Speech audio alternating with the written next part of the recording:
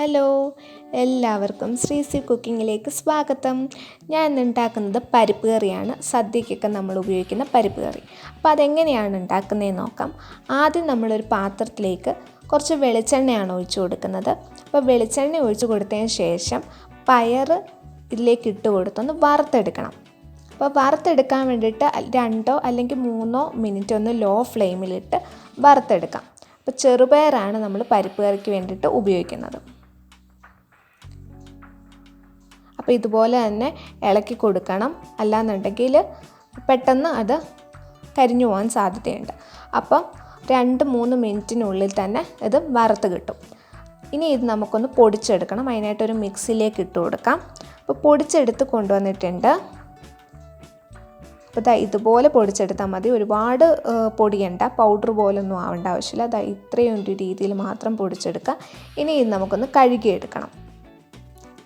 അപ്പം നമുക്കിത് കഴുകിയതിന് ശേഷം ഒരു കുക്കറിലേക്ക് കുറച്ച് വെള്ളം ഒഴിച്ച് കൊടുക്കാം. 1 കപ്പ് വെള്ളം ഒഴിച്ച് കൊടുത്തതിന് ശേഷം ഈ കഴുകി വെച്ചിരിക്കുന്ന പയർ കുക്കറിലേക്ക് ഇട്ട് കൊടുക്കാം. അപ്പം ഇനി ഇതിലേക്ക് വേവിക്കുന്നതിൻ്റെ കൂടെ തന്നെ ഒരു 1/2 ടീസ്പൂൺ മഞ്ഞൾപ്പൊടിയും 1/2 ടീസ്പൂൺ ഉപ്പും ഇട്ട് കൊടുത്താണ് നമ്മൾ വേവിക്കുന്നത്. അപ്പോൾ പരിപ്പ് കറി ഇതൊരു 4-5 പേർക്കൊക്കെ ഉപയോഗിക്കാൻ പറ്റുന്ന അത്രയും പരിപ്പ് കറിക്കാണെന്നുണ്ടെങ്കിൽ ഇത്രയും പയറിൻ്റെ ആവശ്യമേ വരുന്നുള്ളൂ. ഇനി നമുക്ക് കുക്കറൊന്ന് അടച്ചു കൊടുത്ത് വേവിക്കാം. ഇനി ഇത് വെന്ത് വരുന്ന സമയത്ത് പരിപ്പ് കറിയിൽ കുറച്ച് അരപ്പ് ഒഴിക്കേണ്ട ആവശ്യമുണ്ട്. അതിനായിട്ട് 1 കപ്പ് തേങ്ങ ഞാൻ എടുത്തിട്ടുണ്ട്. ഇനി ഇതിലേക്ക് 2 വെളുത്തുള്ളി ഞാൻ എടുത്തിട്ടുണ്ട്. അപ്പോൾ വെളുത്തുള്ളി താല്പര്യമില്ല എന്നുണ്ടെങ്കിൽ ഒഴിവാക്കുക. ഇതിൻ്റെ 1/2 ടീസ്പൂൺ അല്ലെങ്കിൽ 1 ടീസ്പൂൺ വരെ ജീരകവും പിന്നെ ആവശ്യത്തിന് ഉപ്പും കൂടി ഇട്ട് കൊടുത്ത് നമുക്കിതൊന്ന് അരച്ചെടുക്കാം. അപ്പോൾ പയർ ആ സമയം കൊണ്ട് വെന്ത് വന്നിട്ടുണ്ട്. ഇനി ഇത് പയറും നമുക്ക് ഇതുപോലെ തന്നെ മിക്സിയിലിട്ട് കുറച്ച് വെള്ളം കൂടെ ഒഴിച്ചൊന്ന് അരച്ചെടുക്കണം. പിന്നെ താളിക്കാൻ വേണ്ടതൊക്കെ റെഡിയാക്കാം. അതിനായിട്ടൊരു പാത്രത്തിലേക്ക് വെളിച്ചെണ്ണയാണ് ഒഴിച്ചു കൊടുക്കുന്നത്. അപ്പോൾ വെളിച്ചെണ്ണ ഒന്ന് ചൂടായി വന്നതിന് ശേഷം കടുക് ഇട്ട് കൊടുക്കാം. ഇപ്പോൾ കടുക് ഇട്ട് കൊടുത്തിട്ടുണ്ട്. അപ്പോൾ കടുക് ഒന്ന് പൊട്ടി വന്നതിന് ശേഷം ചെറിയുള്ളി അരിഞ്ഞു വെച്ചതും കൂടെ ഇതിലേക്ക് ഇട്ട് കൊടുക്കാം.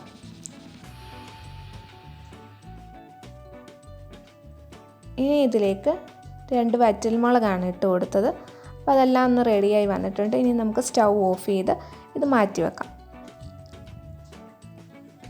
ഇനി ഒരു പാത്രത്തിലേക്ക് നേരത്തെ നമ്മൾ പയർ വെള്ളം കൂടി ചേർത്ത് അരച്ച് വെച്ചിരുന്നു, അതും കൂടെ ഒഴിച്ചു കൊടുക്കാം.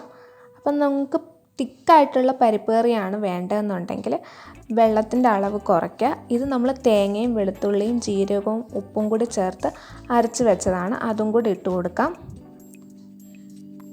ഇനി ഇതിലേക്ക് കറിവേപ്പിലയാണ് ഇട്ട് കൊടുക്കുന്നത്. അപ്പോൾ എല്ലാം കൂടി ചേർത്തതിന് ശേഷം നന്നായിട്ട് മിക്സ് ചെയ്യുക. ഇനി താളിക്കാൻ വേണ്ടി തയ്യാറാക്കി വെച്ചതും കൂടി ഇതിലേക്ക് ഒഴിച്ചു കൊടുക്കാം. ഇതെല്ലാം കൂടി ഇനി 2 മിനിറ്റ് ഒന്ന് കുക്ക് ചെയ്യാം. അപ്പം നമ്മുടെ പരിപ്പ് കറി ഇപ്പോൾ റെഡി ആയിട്ടുണ്ട്. എല്ലാവർക്കും ഇഷ്ടപ്പെട്ടെങ്കിൽ ലൈക്കും കമൻറ്റും സബ്സ്ക്രൈബും ചെയ്യൂ. അടുത്ത ദിവസം കാണാം. അതുവരെ ടാറ്റ.